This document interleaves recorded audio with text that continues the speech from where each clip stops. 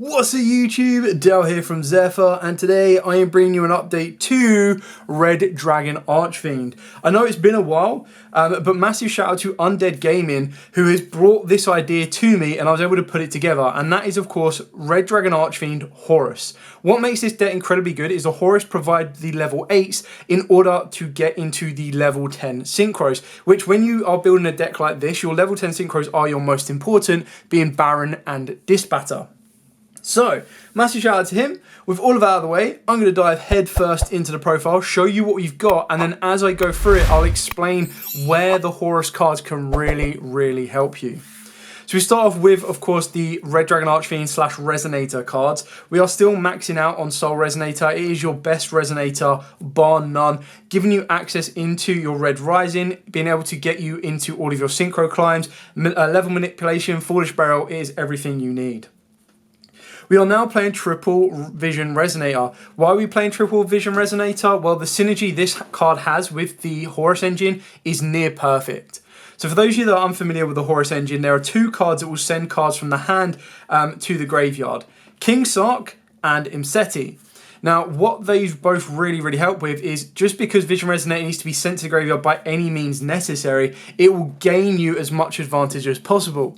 So the idea is that if I activate Imseti and send Vision Resonator, I will be able to gain that effect of being able to search out a spell or trap, which can instantly give me access to my Soul Resonator, being able to chain everything off. Not to mention as well that if you get Imseti on the board, Vision Resonator can special summon itself because you control a level 5 or higher Dark, and that will instantly give you direct access to get into your level 10 Baron de Fleur, or of course your Bestial Dispatcher. Now, in doing so, going down that particular route to get to Baron, you will lock yourself out of being able to utilize Crimson Resonator's effect, and you will lock yourself out of the Red Rising because they both require you to either not special summon monsters from the extra deck except Dark Dragon Synchros, or in Crimson Resonator's case, you need to control no other monsters apart from a Dragon Synchro. So yes, it will be really good if you go into Dispatcher, but the idea of going into a level 10 so early is to get into Baron to protect all of your plays going forward. That is where, of course, the Soul Resonator comes into play, because that one in its own right can help you Synchro climb on its own. Keeping in mind as well that whether you are sending Vision Resonator, whether you are summoning it down and then synchroing off, you're still going to gain as much advantage as possible, which is why we are maxing out on it. Then, of course, we do have two Crimson Resonator followed up by the one Synchron Resonator. Arguably, you could play Crimson at 1, and what you would do if you did play a 1 is you would reserve it for the pure fact that you would only summon it after you have sent it to the graveyard with your Bone Archfiend. So that is probably an argument to be made where you could cut this down to 1 very easily, but there are those odd cases where even opening up a Crimson Resonator isn't the end of the world, because you can still special summon it and then you can still extend your plays even further forward. So it's still a very good card. Carrying on with the rest of the Resonator cards, of course, Triple Resonator Call, just to add that consistency to your Vision Resonator, your Soul Resonator, you name it. Triple Crimson Guy, which is obviously going to be the first card you're going to want to search off of your Vision Resonator. The second one being the Red Zone.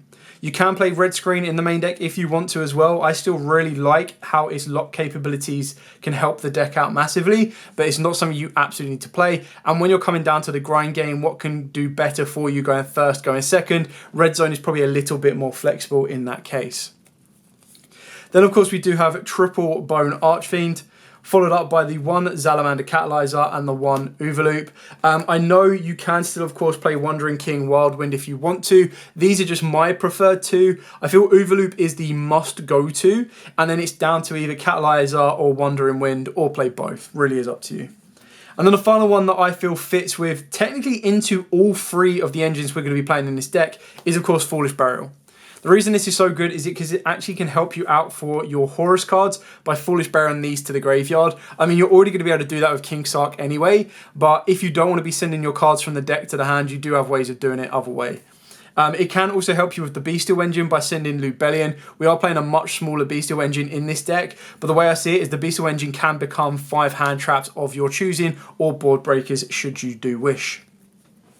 Moving on to the Horus cards, of course we are playing triple Mseti. Yes, unfortunately this has started to rocket in price. I believe they are about 40 to 50 pounds per copy, so it does not mean that this day is going to be budget in any means whatsoever when you are trying to play this particular route. But it is so important because you send this card and one other card from your hand to the graveyard to add a King Sark from the deck to the hand, and then you get to draw a card. So it replaces the cards it sends, and then the idea off the back of King Sark, for those of you unfamiliar with it, is while you control King Sark, all of your Horus monsters can just summon themselves back from the graveyard without activating, which is really kind of cool. And then it also means that your Horus monsters cannot be destroyed by card effects. And if they do battle a monster at the start of the damage step, if your Horus monster battles an opponent's monster, you get to send that opponent's monster to the graveyard. So you can send, so you only really want to use that effect defensively, or if your opponent has a much stronger monster than your Horus cards, and then you send it and then go through for the rest of what you need to. All really, really good. Obviously, Blessing and Guidance are only one-offs because they are the least effective in my opinion. Blessing has a nice draw effect should another card you control be destroyed by a card effect. Mseti lets you send non-target one card in the field to the graveyard if the same occurrence happens. And then Guidance allows you to target two cards that are either banished and in either player's graveyard and either add them to the hand or shuffle them into the deck. So that can be very, very good for a late game recursion should you need to. As you can see, it is a 6-card engine. You could make it a 7-card engine if you wanted to play Protector, which is the other Horus monster. But I feel that this is like the base minimum ratio. You could very easily take out this card if you wanted to. But I do like having the option of getting 3 level 8s, because it gives you the option for rank 8 plays, which you'll see as we go through the deck. Again, there's that big difference between cards that say for the entire turn and for the rest of the turn. And then for the Bestial engine, still on 2 Lubellion, 1 Magnemute and 1 Druid Swarm, followed by the 1 Beast. Like I said, I've really kind of crunched this down. If you want to play Regained and Saronir, you can do, but I've tried to keep this at a minimum just because I still really like their graveyard abilities to banish. I also like the ability of Lubellion to constantly keep looping itself back. And then, of course, Beast being a very good card that could be utilised going first or second. Of course, when you are playing this engine, it does open you up for the options to play Etude if you want to synchro during your opponent's turn, but ultimately I haven't gone down that route because I wanted to keep this as a minimum as possible. These can very easily become other hand traps that are more effective in your local environment. If you are not facing against anything that plays lights and darks and you don't want to be banishing your own cards, of course what you can do is you can then take these out. You've got stuff like Effect Veilers, you've got DD Crows. You can play more triple tactic talents, thrusts, Raigekis, dark holes, you name it, it's up to you. Speaking of the hand traps, we've gone with triple Infinite Impermanence, triple Ash Blossom, and then for our board breakers, we've got 2 Droplets and then the 1 Talents. Like I said, you could cut the Talents if you want to. This is a 42 card deck and you want to get it down to a 40. That is one of the spots you could cut, but I still like the idea of having go second cards. I did still like the idea of playing Book of Eclipse in the main deck as well, just because it gives you that ability to kind of flip an entire board down and then try and clear off of it, which you can do very easily with just normal Red Dragon Archfiend, but that really comes down to your personal playstyle and preference. There's flexibilities for everything, and that's where the Bestials now become, because, well, again, depending on the local environment, if there's not loads of people running around, utilising lights and darks, that's where you get a little bit more flexibility, but just treat the Bestial kind of segment of the deck as a hand trap flexible option. Moving on to the extra deck. Now the nice thing about the extra deck is it does have a couple of different changes and I'll explain them as we go. So standard of the red Supernova Dragon, just a very nice board clear. You could cut it if you want to, and that would be where you would play a second Dispatter. The reason I'm only playing 1 is because I am also playing Baron and I'm also playing Chaos Angel. Now, more times than not, Chaos Angel will be made with 2 darks, but if you were to make it with Lubellion and Vision, it would get both effects.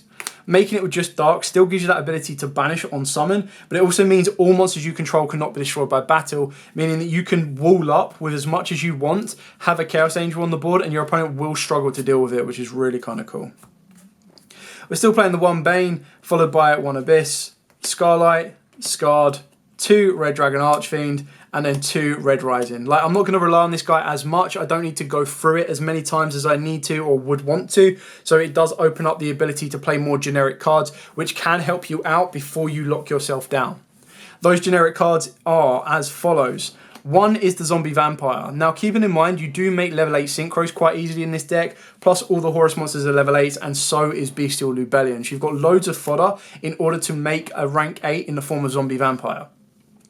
Now, with the Bestials, this can actually help you get a turn 0 light and dark into your opponent's graveyard, which could be very, very cool. It also gives you that ability to special summon from the mills, and if you were to summon back any monster, what I did find going second, which made it really, really kind of cool, is you made Zombie Vampire with like 2 of your Horus monsters, you milled 4, you summoned 1 back. If you milled a Horus monster, great, you could bring that back as well and add to your end board. But ultimately, the monster you would summon off the Zombie Vampire, you would then link off the Zombie Vampire and that monster to go into an SP Little Knight with the additional effect that it could banish because you used an XYZ monster. SP Little Knight is probably one of the most recent and more busted Link monsters we have ever received. The fact that it constantly keeps dodging, it really does mean that your opponent kind of uses up their battle phase to get rid of SP Little Knight, which is where you could play Hope Harbinger to make sure that SP is completely protected and you can constantly keep redirecting your attacks. But it also gives you that ability, should you want to play something like Red Screen. The final monster is again another card that we've received recently, which is just absolutely insane, and that is of course the Typhoon. Now yes, I know again this does skill drain everything of 3000 or more attack, but the idea behind Typhoon and what I really like about it is it's one of them cards that you use once your opponent has already burnt everything they need to, meaning that you're not going to be presenting a board with monsters above 3k for that particular turn. So being able to go into a Typhoon, being able to bounce back one of your opponent's monsters, and then being able to skill drain the board of everything of 3000 or more can be near invaluable. It also means that if should you have just one random card left, whether that be the Overloop in the graveyard, whether that be a Vision Resonator, a Soul Resonator, you can upgrade it into a 2900 boss monster with the bounce and the skill drain effect. Another really cool thing that I learned about Typhoon, I still haven't actually double checked it with physical judges, but when I was Googling it online, I was like, wow, I've really misunderstood this card. This card's effect means all monsters that are 3000 or more attack cannot activate their effects no matter where they are. So it also means that if your opponent was like waiting and waiting and waiting for a main phase and they were like, okay, cool, as soon as they go to go battle phase, I'm going to Nibiru, you can go, okay, I'm fearful of a Nibiru with this board, but I've got enough for OTK. My last summon is going to be going into a Typhoon. They cannot then Nibiru. It's a very niche thing. I want to double check this with an actual proper head judge, but I was asked about this at a local environment and I just Googled it up, tried to find what I could, and one of the texts that I found said that it means that monsters that are 3k or more cannot activate their effects anywhere, grave, field, or hand. So I was like, that is absolutely insane. Now again, I know these are 2 very costly upgrades to the deck. I know the Horus cards are obviously a upgrade to the deck as well. So it's like, you know, if you're going to play the Horus, you're probably going to have these cards as well anyway. But if you don't have access to cards like these, you could go for a Zeus if you want to. You can go for the Hope Harbinger. Heck, you could very easily go for the Dragulabon, Hope Harbinger, and number 100 Numeron Dragon OTK route as well. It really is up to you, but I just like the ability of what the Horus cards could provide you, whether you're doing it turn 1 or turn 2. What a lot of people forget is if they don't get rid of King Sark, you're going to constantly be able to have the ability to bring those Horus monsters back from the graveyard every single turn, giving you infinite amounts of level 8 monsters for your synchro plays, or infinite amounts of level 8 monsters that can either be aggressive monsters in their own right or can produce you to link monsters, XYZ monsters, you name it. Of course, keep in mind that none of these can be summoned if you lock yourselves into Dark Dragon synchros for the turns, and a lot of cards do that through the Red Dragon Archfiend kind of play. But when you're looking at all of these, most of these are fallback options. Most of these are go second options that can just disrupt your opponent and cause them a lot of issues after you've already made your plays. It's also something as well that a lot of people will not expect from a Red Dragon Archfiend deck. So when they're like, right, cool, activate D-Barrier, cool Synchro, and you go, okay, cool, make SP Little Knight. They're like, what the hell just happened? Make Zombie Vampire. What the hell just happened? There's so many different ways that you can utilize it and play it. You just need to make sure that if you are going to make any of these, more so these 2, turn 0 before your opponent has, before you lock yourself into a Red Dragon Archfiend Synchro or anything else. Which is why you make Baron first before you activate a card like Bone Archfiend. It's why you do it before you activate Crimson Resonator. You name it, the list goes on and on and on. Anyway, that is it for the profile. Massive shout out to Undead Gaming, as like I said before. It was their idea that kind of said, hey, can you do a Red Dragon Archfiend version? And I was like, damn, that's a very, very good idea. You can tell from the content that's been recently put up on the channel that I'm really enjoying what the Horus engine can provide to other decks. I like the fact that they don't restrict themselves into anything too specific, and they do give you that ability to just constantly have loads of resource coming back and forth, and just abilities to draw, abilities to search, abilities to burn, you name it. It's really, really kind of cool. Anyway, that is it for the profile. Any questions at all, by all means, please put them in the comments down below. I will be more than happy to answer them for you. But for now, as absolutely always, stay safe and, of course, happy dueling.